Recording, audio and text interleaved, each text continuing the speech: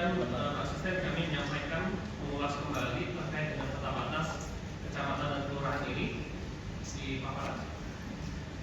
Yang pertama, kami menegaskan kembali bahwa penegasan batas daerah itu bertujuan untuk menciptakan tertib administrasi pemerintahan, memberikan kejelasan dan kepastian hukum terhadap batas wilayah suatu daerah yang memenuhi aspek teknis dan yuridis.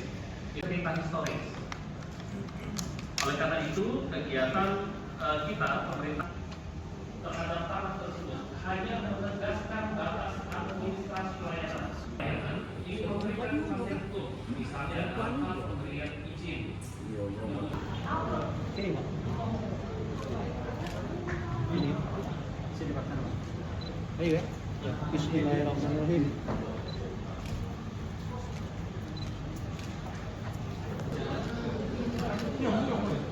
Senyum aja. Dah. Oke. Nah. 1, 2, 3 sekali lagi 1, 2, 3.